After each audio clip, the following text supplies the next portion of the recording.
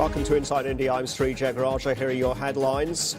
Indian exporters brace for impact as Trump doubles the country's tariff to 50% over its Russian oil purchases, the highest so far, sending bilateral relations to a fresh low. India denouncing the move as extremely unfortunate as President Narendra Modi cozies up to China, preparing for his first visit there in 7 years. And we're not done with the tariff news. Trump also announcing there will be 100% chip and semi-tariffs with exemptions for companies that manufacture in the United States. No date on that yet.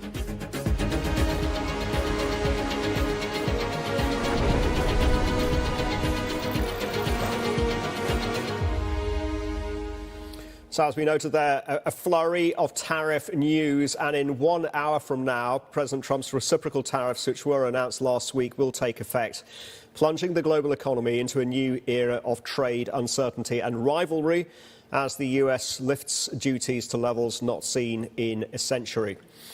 Let's take a look at the landscape in the Asian markets and how they are reacting to that. So far, so good, all things considered. The only laggards at this point in time for the regional markets are in Australia, Malaysia and the Shanghai Composite. But then again, they're only just off by a fraction. So perhaps these are the markets hoping that there is some sort of negotiation here that can really be best for all parties, because there are 6 or 7 trade deals now.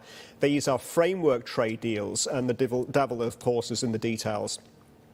Indian markets join us in about 45 minutes' time. Here's what Gift Nifty futures are indicating for the open. 24,554, so little changed from where we left off yesterday. Dollar rupee exchange rate at 87.634. The Reserve Bank of India kept its repo rate steady at 5.5%. Some were expecting, it was an outside opinion though, were expecting a 25 basis point cut. But on Wednesday, rates on hold, as widely expected. The RBI Governor Sanjay Malhotra did flag external risks from tariffs.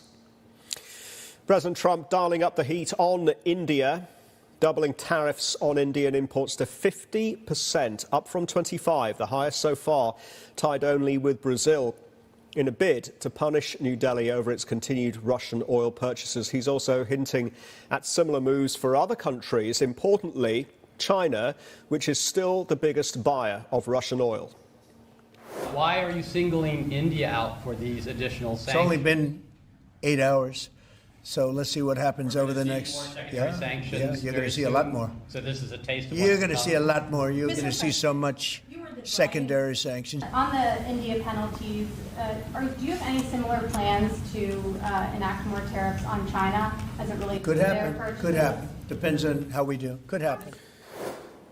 Let's bring in CNBC TV 18's Parakshit Luthra now. Parakshit, India facing the highest tariffs in Asia now. How is New Delhi bracing for these new levies? And is there any off-ramp or a way around this? Well, the Ministry of External Affairs has called these latest additional tariffs as unjustified and unreasonable. And the question that the Indian government is asking, why only us? Essentially, the point is that even China buys a lot of fossil fuel. 22% of China's crude imports came from Russia in 2024, and China, since 2022, is the biggest buyer of fossil fuels overall from Russia.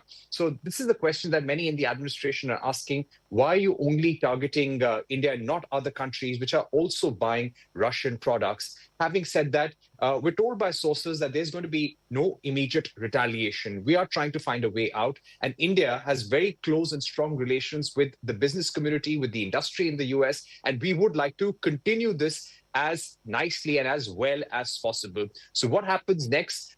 There are phone lines ringing between India and Washington, D.C. The negotiators are talking behind the scenes. There are officials talking as well. There have been no conversations, we're told, at the ministerial level. But yes, there are bureaucrats talking to try and sort things out, try and find a way out.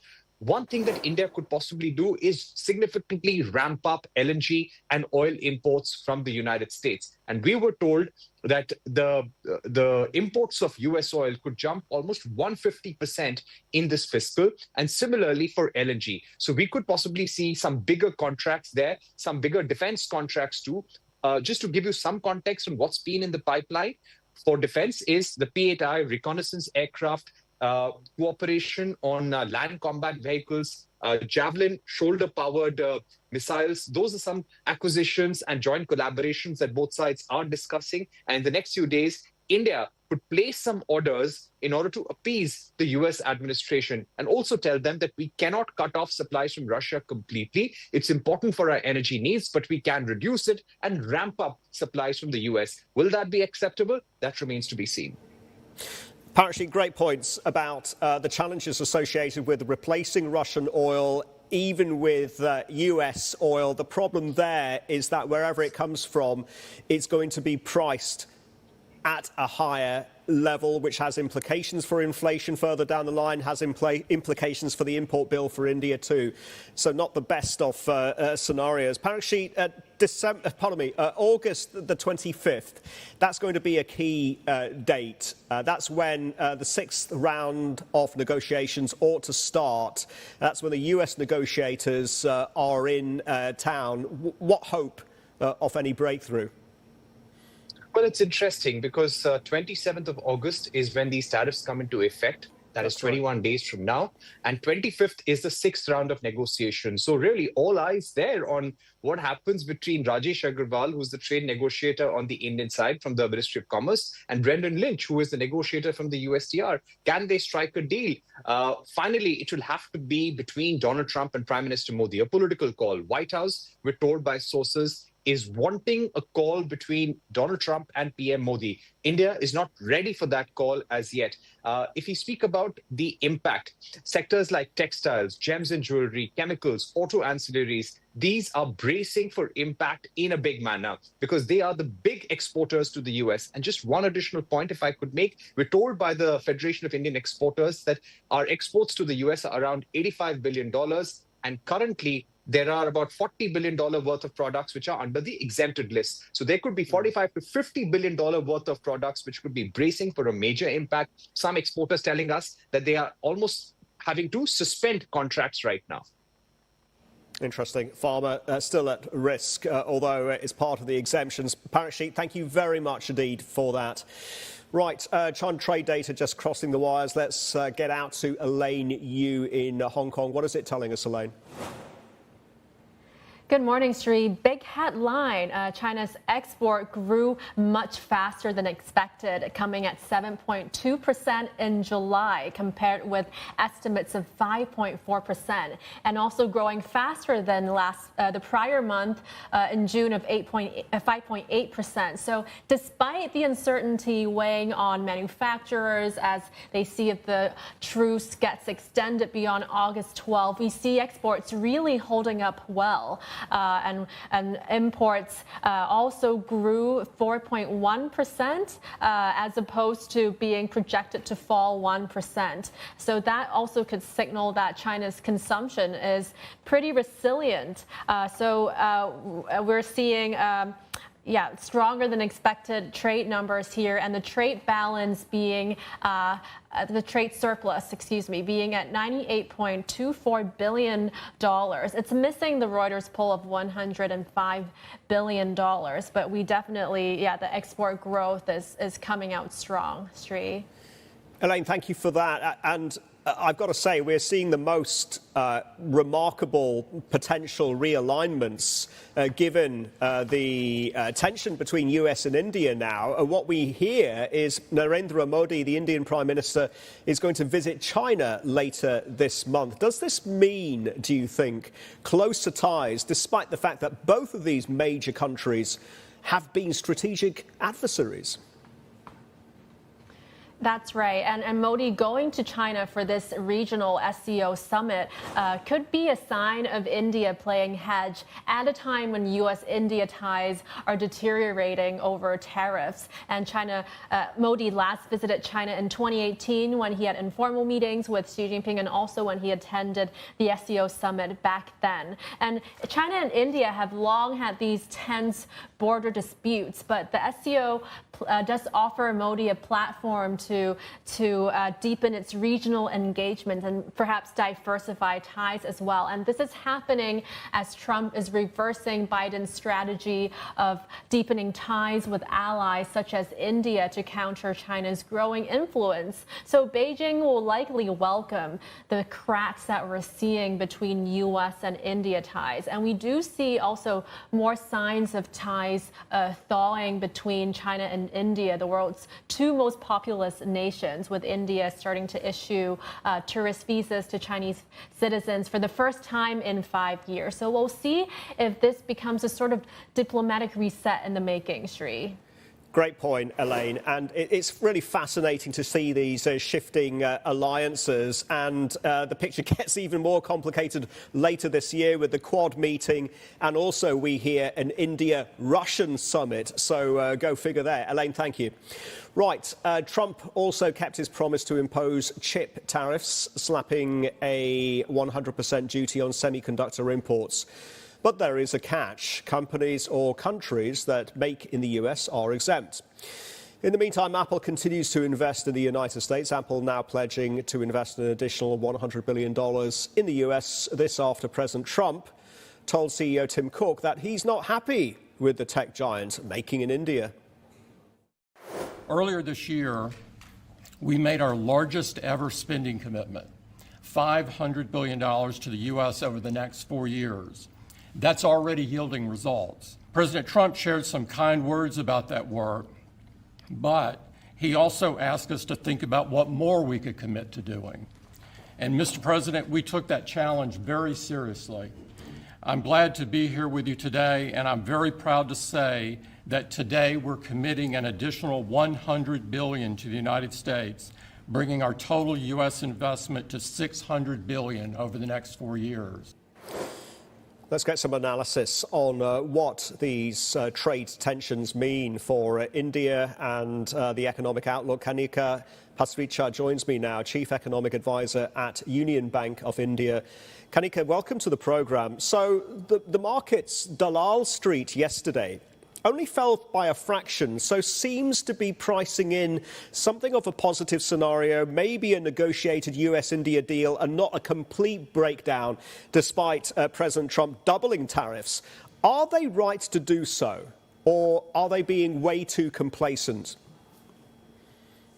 I would say that first and foremost, yesterday was an eventful day, not just because of late evening, the announcement we got from Donald Trump, but also because of the RBI policy decision that you were mentioning earlier in your show. That was a divided call, and some sections of markets were expecting a rate cut that did not go through.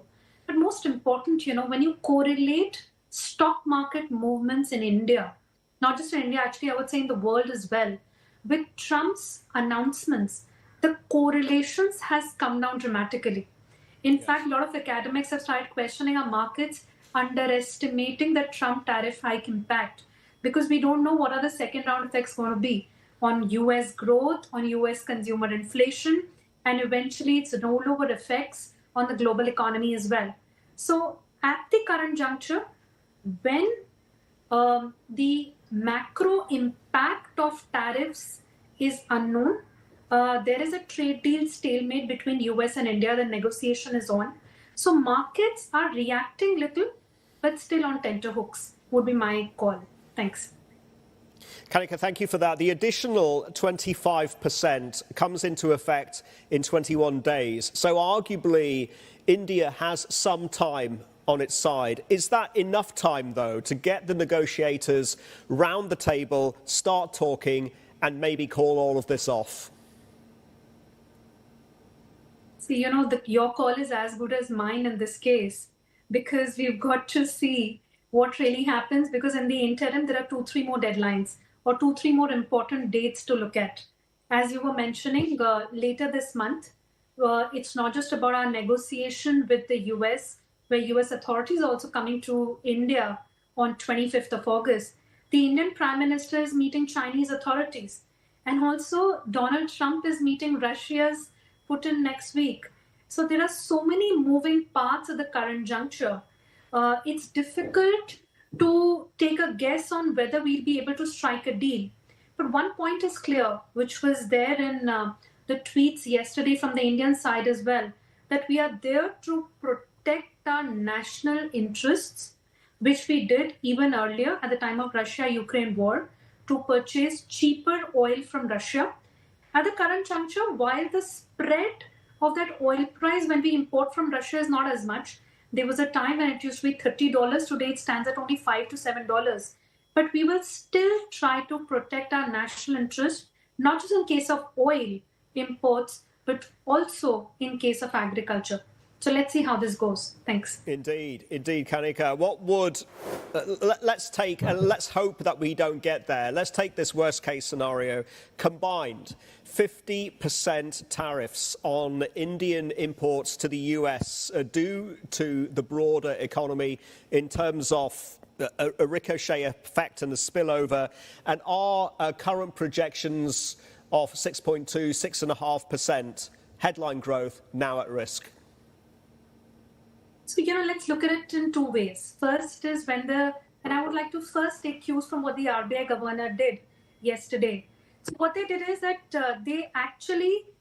RBI kept the growth forecast unchanged because the situation is very fluid and it's not the right time for us to predict what will be the impact of tariff hikes on India. But let me give you some math as well for your kind reference. So first and foremost, US exports, so India's exports to US is 2.5% of GDP. 25 to 30%, I would say even 40% is exempt at the current juncture from tariffs. Even after taking into account the value-added component in India, the impact turns out to be around 1% of GDP. Now 50% tariff hike, we take some sensitivity analysis, the impact can be anywhere between 50 to 60 basis points. But currently, if the deal doesn't go through, this is applicable. This is the export channel of impact. The more important channel of impact is on sentiment, which is via flows and capex. That needs to be taken into account. So this is the negative aspect. Now let's look at the positive aspect as well. If the deal doesn't go through, we're also confident that the Indian authorities would want to come out and announce specific measures to safeguard sectors, or I would say boost that Make in India theme as Trump is promoting MAGA. And that fiscal stimulus can offset a large part of the impact that we are mentioning. So the opportunity is equally important at the current juncture. Both the government, which is having a lot of ammunition in the recent years, we have tried to prune our balance sheet very well. We've been in a fiscal consolidation mode. And even the RBI, in our view, yesterday we were an outlier in mentioning that while they have kept rates on hold, they have some lagging space of 25-50 basis points more in terms of rate cuts. So they have space to give policy support and boost the economy at the current juncture. Should the RBI, Kanika, have cut preemptively, perhaps, this week, given the balance of risks, or were they right to keep their powder dry? And you make an excellent point about a lot of these outcomes being theoretical. They may not come to pass if negotiations are successful. So I would say, our call was of a no change in rates this time round, because we think after front-loading 100 basis points rate cut, providing massive amount of liquidity, it was actually amounting to 4 to 5% of the total deposits in the banking system. These are huge numbers. It's time to wait and watch for the liquidity-led transmission to flow through the economy. And in an uncertain world, a prudent central banker or a prudent policy maker always waits and watch, keeps ammunition ready if needed at a later juncture to assess the macro impact of the uncertainty or the tariff wars that we are going through. So wait and watch, assess the impact, and react later. So they were very prudent in our view. Indeed. Kanika, what, in your opinion, what would be the catalyst then for the RBI to cut? And how bad then would the leading economic indicators have to get for them to do so? So I would say currently the leading indicators are chugging along. In fact, April to June GDP growth is tracking 7% versus RBI's forecast of 6.5. Because everything in the world, and it's not about India, globally everything is front-loaded. In terms of exports, US didn't slip into a recession. That also saved us. And government expenditure also this time is front-loaded. So it's all helping us. First quarter growth is good. Lead indicators are chugging along. But yes, if in the coming months the lead indicators start flashing red signs and growth numbers appear to be moving towards 6% or lower, that will be a key catalyst for RBI to move in our view. Given that inflation is comfortable, we see possibility of another round of downward revision in the October meeting. And then the RBI could look at using space once the lead indicators start flashing red signs, which is not the case at the current juncture. Are you worried about rising unemployment as a consequence of this tariff-induced slowdown in the economy broadly, if it comes to that? So, I'll tell you something, it's not just we, even the government somewhere is raising concerns because these tariffs are affecting labor-intensive sectors, right? As Parikshit was talking about earlier in the show, gems and jewelry, textiles, these are sectors which employ a lot of labor, even auto components, so to say. So the government itself has started looking at supporting MSMEs in these sectors. They already have credit guarantee schemes in place. So they are also concerned. They are meeting bankers, looking at prospects to support these sectors. But to right away talk about rise in unemployment, let's wait and watch. Let's see what are the policy measures or stimulus measures from governments and that are announced to support these exporters in labor-intensive sectors. Kanika, you're quite right. In fact, yesterday, one gold business owner was telling us that government does need to step in and offer support payments, reduce domestic import tariffs on gold and explore alternative markets. Can I bring in inflation now?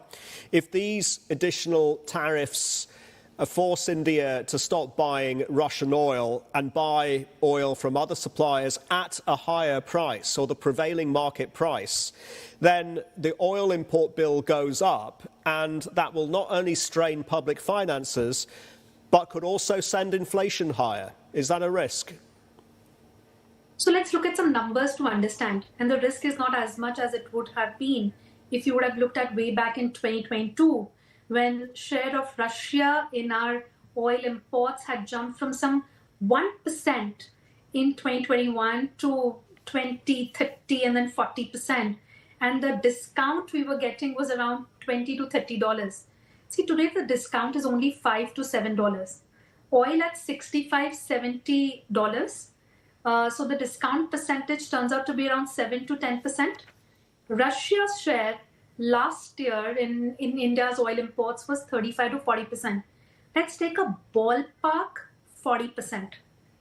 So 40% Russia's share, 7% discount, the net impact turns out to be only 3%.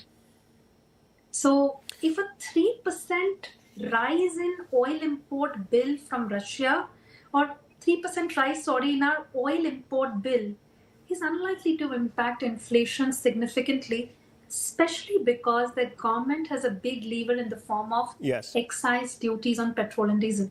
So we see limited impact, maybe $5 to $10 billion in our oil import bill if we shift away from Russia. If we do that eventually, and the inflation impact is also likely to be tamed, with the government expected to even support via reduction in excise duties. Kanika, it's a fascinating conversation. And there's a lot of theory and there's a lot of scenarios that we have to price in and factor in. Thank you for outlining them with us. Kanika Hasricha there from Union Bank of India. We're back in 2 minutes.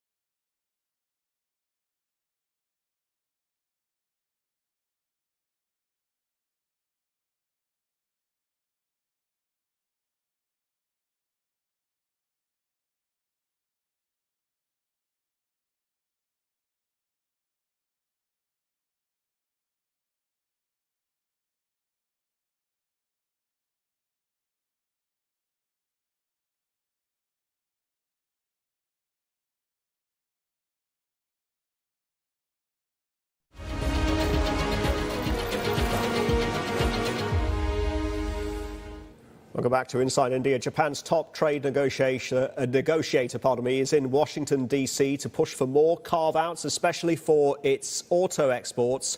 CNBC's Carrie and Joji has the latest from Tokyo. Great to have you on the programme, Carrie.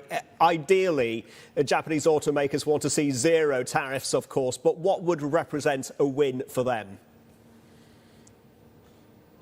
I think at this point, this is the 9th time that Akazawa-san is in Washington. They want something in writing, and they want something on paper that says when these new tariffs are going to be implemented. I mean, 15% was decided 2 weeks ago, but Akazawa-san, who's in Washington and who spoke to the press after he landed, said, look, I mean, it took the UK and the US 54 days, according to him, to ink out a deal and to implement those new tariffs. So that sounds like someone who's managing my expectations. He did meet with Lutnick yesterday and talked to him for 90 minutes. The real crux of the matter, though, I think, is an appointment with Besant. And I think the more critical discrepancy between Japan and the U.S. is regarding these 15% tariffs that are going to go into effect in minutes now.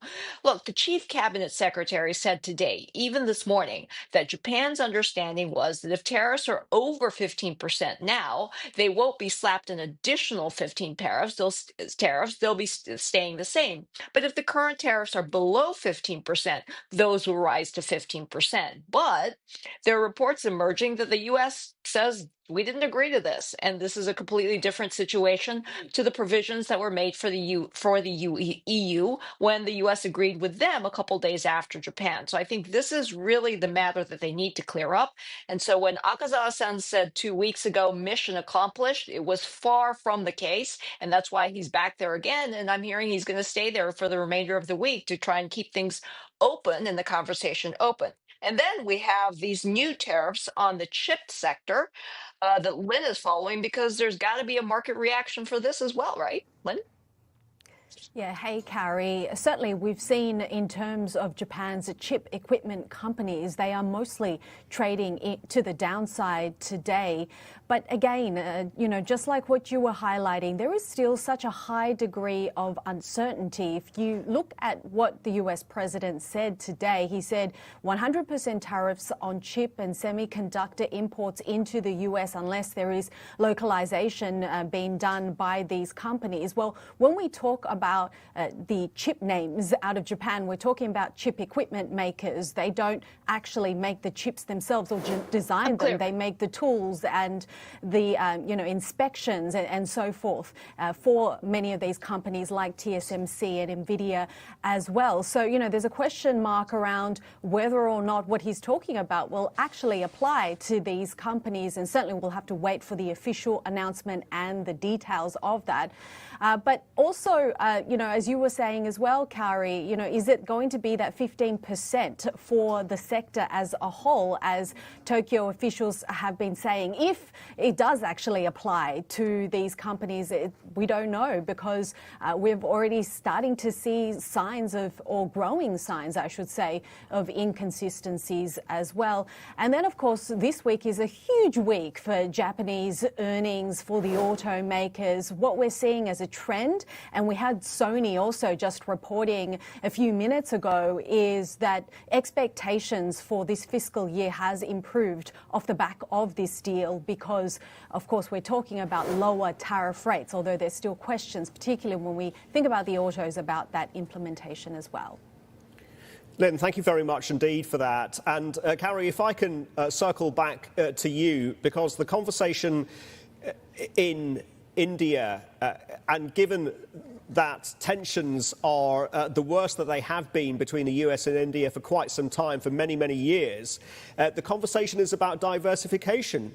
And we're seeing what was unthinkable several years ago, with India now moving closer towards the China orbit, given that they are strategic adversaries. What is the workaround in Japan, and how successful have Japanese companies been in terms of diversifying their supply chain and diversifying the markets? Well, I think diversifying the supply chain is a much harder issue because it's a much more, it takes much more time and it's a longer term approach. But I think politically, this phrase the Japanese government has continued to reiterate ever since Prime Minister Abe was at the helm is the free and open Indo-Pacific region.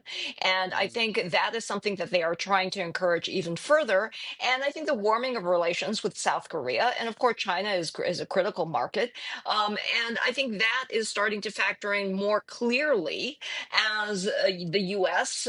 Continues to throw curveballs at Japan Inc. And there's a lot of uncertainty, and they don't know really how to play this. But still, I mean, in terms of certain sectors like autos, I mean, exports, a third of those in value terms are still going to the US. So it's not like they can diversify completely away from that. But trying to get more supply from other parts of the world, of course, is a critical mission. But this is going to take a lot longer than people, it's a lot longer because it involves factories and relationships and so forth. So I think the lower you are down the food chain, it's going to be harder in this climate.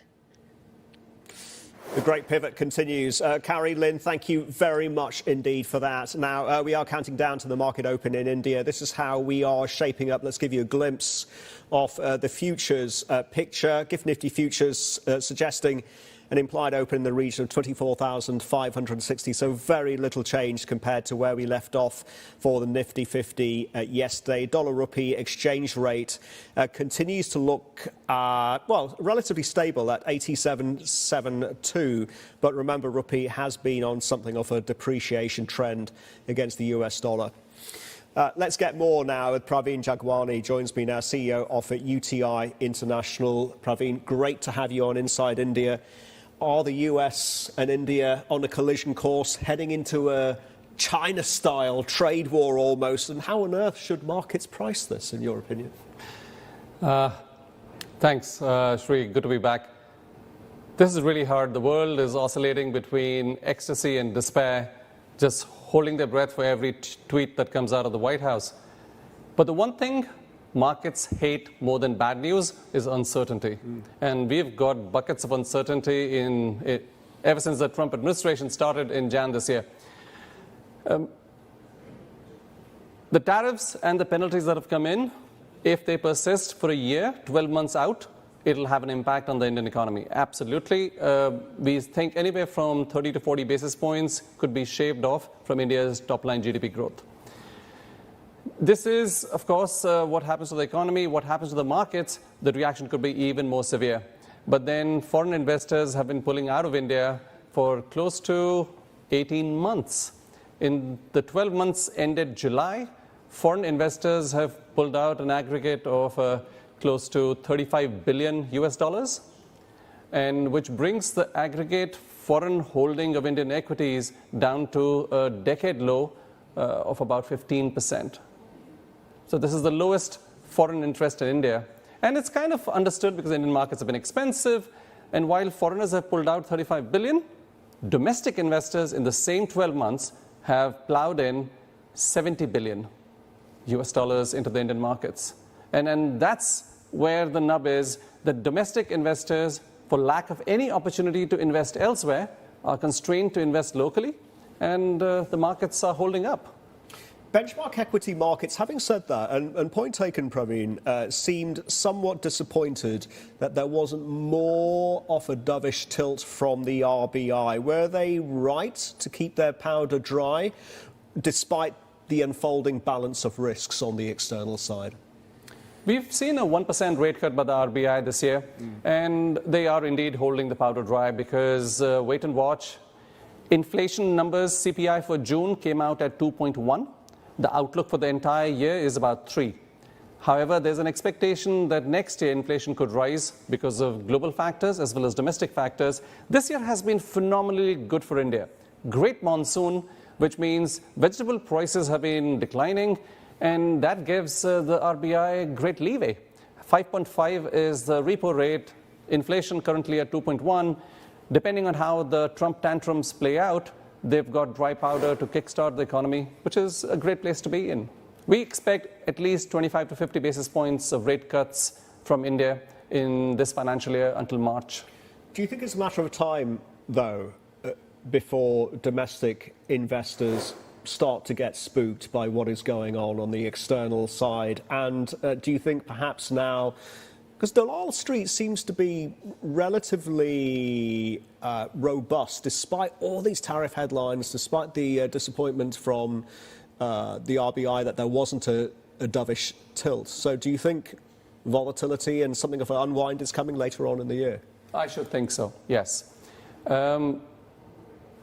Indian equity returns, 12 months ended July, minus 8%. In the same time period, S&P has delivered 20%, China has delivered 23%, Bitcoin 100%. So Indian investors obviously don't like negative returns for a year when a fixed deposit in India could have delivered them 6%. So it's an opportunity loss that they've had, and the earnings haven't been that great. There is a sense of softness coming in. Urban consumption is still soft. But like India, it's got so many levers to pull. Rural consumption is picking up on the back of great monsoon, great produce, and capex from the government is picking up. So always something or the other seems to be working all right in India, and for that reason, domestic investors have remained bullish thus far. But to stomach a negative return of 8% for a year, this is going to test resolve. And I wouldn't be surprised as foreign investors still continue to exit. Domestic investors, there will be a reality check basis the earnings. We could see a 5 to 10% correction going forward into the next quarter. Interesting. Where is that going to be manifest at a sector point of view? Because it's clear that the areas of the market most exposed to tariffs are pharma, IT services, automakers, apparel, footwear and jewellery, and exposed to associated growth concerns, especially IT services. So do we need to underweight or move to a neutral allocation until all the dust settles? I think staying invested in a high-growth country like India makes sense at all times. One can't time the market. So that being said, pharma is still exempt from the tariffs. So semiconductors came in this morning, but pharma is still out of the picture. Bulk of India's exports to the United States is mobile phones. That is the single biggest export. And now with Tim Cook agreeing to plow $100 billion in the US for mobile manufacturing or assembly, perhaps Apple would get a reprieve, and that sector gets a little balanced treatment in India. The second biggest would be refined petroleum products, jet fuel, diesel, petrol. If US is okay with the civil unrest caused by rising prices of gas for the common man, yes, for sure, the 50% tariff is going to hurt. You've just touched on such an important point there. And if these additional tariffs, Praveen, force India to stop buying Russian oil and therefore buy from other suppliers, perhaps the US, at a higher price, then the oil import bill goes up. That only is going to strain public finances, could send inflation higher. That's a risk that markets have to price. Absolutely. And that is really the question. How serious is Trump about enforcement of this tariff and penalties? Right. We still have time till 17th of September. The period runs out on 25th of August, but any shipment made on 25th reaches the US by 17th. So we're going to see a lot of front loading of exports from India up until ships at dock 17th. But you're right. India imports from Russia about 600 million barrels per day. And that adds up. If we were to relocate that import to Iraq or Saudi, prices from the current $64 a barrel could go up to 75, closer to 80, and that'll have an impact on India. But that change in oil price is going to have a significant impact on the US as well. Global inflation. India's inflation is at 2.1. We can afford, we have real positive interest rates. India can afford a little bit of excess inflation creeping in. Can the US afford? That's a question. So this is going to be a battle of nerves between the US and India. Both sides are going to hurt. Which side comes out better? Relatively speaking, India has got 6.5% top-line growth. America has something like 2%, which if the Canadian and the Mexican penalties go in, American growth for this year comes down to 1%. So the US consumer is really bearing the brunt of this exercise, and we wait and watch whether or not Trump actually carries through with this. What does government have to do then? Because yesterday one gold business owner told us unequivocally that government needs to step in, offer support payments, open up alternative markets, reduce, for gold, domestic import tariffs. So if the economy is heading into what could be a growth scare and turmoil, the government needs to step up the fiscal impulse. Sure. Kanika Parishar was talking about this as well. But then again, you have this focus at the government level, at the finance ministry, of fiscal discipline. So something has got to give, yes? Absolutely. But let's put this in perspective. US growth going from 2% to 1%, while India's growth goes from 6.5 to 5.5. On a relative basis, India still remains the fastest growing country in the world. So it's not that heavens are opening up and it's hell is breaking loose. India can very easily pivot in some... But with respect, Praveen, we also hear that the sectors that are most at risk are the sectors that employ the most people. Again, Kanika was talking about a non-trivial risk of unemployment rising. There are going to be potentially significant social impacts there. Under that scenario. So there has to be some workaround to this. Absolutely. So the government has a history of stepping in whenever we have this kind of situation with subsidies to prevent inflation from running rife in the country. And the biggest sector that needs protection is agriculture. And that's where sort of the sticking point between negotiations.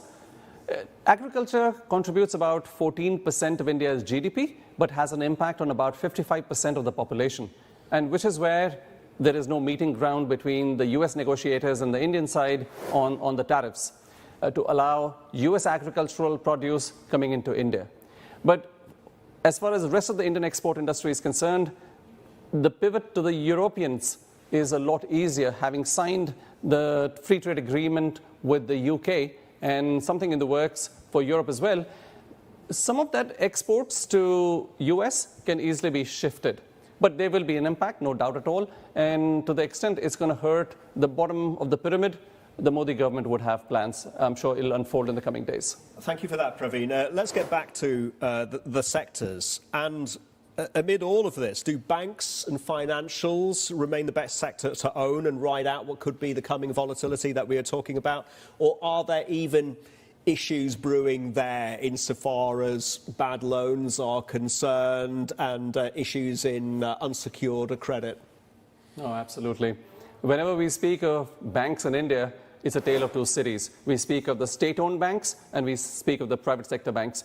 Bulk of the bad loans or project finance or lumpy concentrated risk is in the state-owned banks. And there we have seen already a rising trend of non-performing assets. The retail-orientated banks, the likes of HDFC, Kotak, ICICI, their credit exposure is split across millions of consumers of credit cards and personal loans and securitized appliance loans and auto loans and the like. We don't see a significant rise in NPAs there. However, as an industry in India, bulk of the low-hanging fruit of 400 million people joining banking for the first time, opening the very first bank account in their lives with financial inclusion programs, that's done and dusted. We've digested the low-hanging fruit. From this point forward, on the margin, banking is going to be a steady state business. It is, over the next 10-15 year period, becoming more of a utility. And therefore, we will not see the kind of earnings we've seen historically. And between the two, we definitely prefer the private sector banks and the non-bank lenders. Praveen, so much to digest and so many moving parts of these markets these days. Thank you very much indeed for making sense of it all. Praveen Jagwani there from UTI International.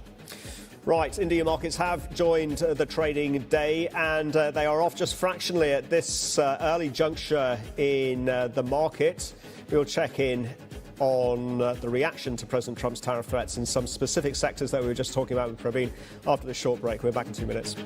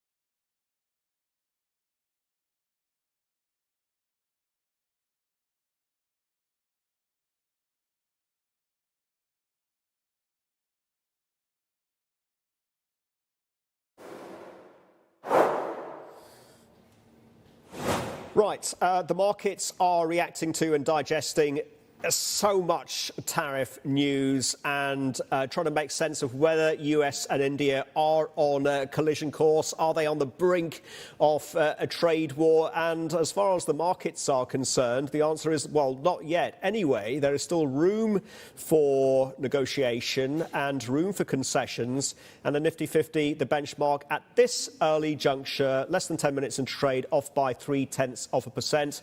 24,500 is holding. Dollar rupee exchange rate at 87.69 and stable.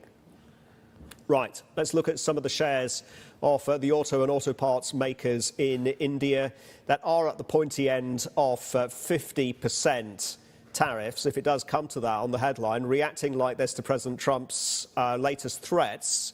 And all of them down, with the exception of some, Hero Motor and TVS up by 1.2 and 0.3% respectively in Q1. Two-wheeler maker Hero Motorcorp was able to buck the slowdown in the overall sector thanks to higher exports offsetting weaker domestic sales. Export business saw a 26% annual growth. Overall sales volume, though, dropped 11%. And we continue to gauge the impact of President Trump's tariff threats. Quick check on pharma stocks listed in Mumbai. Broadly positive, with the exception of Divi's Lab, Dr. Reddy's and Sun Pharma, but only very modest gains, losses at that. So putting a brave face on things. Sector is exempt, remember, for now, but it is still at risk, as Trump has said pharma tariffs could be coming soon.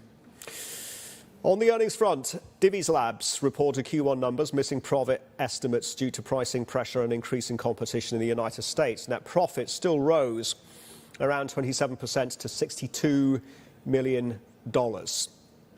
Sticking with earnings, Singapore's largest bank, DPS, beating Q2 profit forecasts. JP Ong joins us with more details. JP. Yeah, Sri, this is also Southeast Asia's largest lender, just for the record. And again, it wasn't a huge increase in terms of profit year on year, only 1% higher than the second quarter of 2024. But as you mentioned, they are the only one of the three large banks in Singapore that's beaten estimates. In fact, there were expectations that profits only come in about $2.77 billion.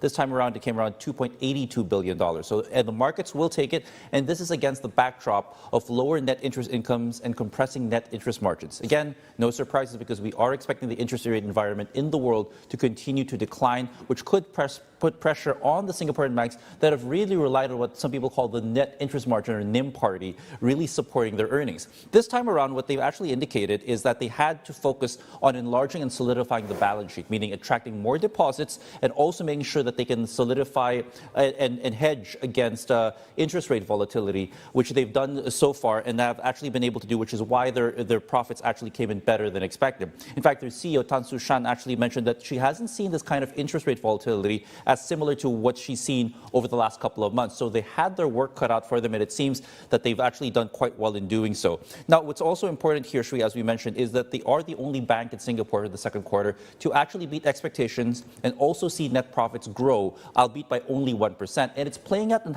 with how the markets are actually rewarding the three banks. You'll see here that DBS shares were in the green, actually, so far this morning, but the likes of UOB, which recorded a 6% decline in terms of profits, and OCBC, which recorded a 7% decline, well, they're not doing as well in the markets as DBS at the moment. And we'll have to ask their CEO, Tan Su Shan, who we're speaking to in about an hour and a half, as to what really guided this and whether or not the strategy that's worked well for them in the second quarter will be sustainable, at least in the coming months, because uncertainty and tariffs and tensions continue to be things that will pose challenges to lenders such as DBS.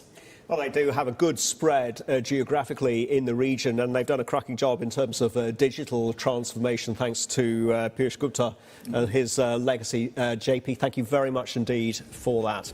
Right, that's all the time that we have today on Inside India. Do keep watching CNBC. Access Middle East is up next.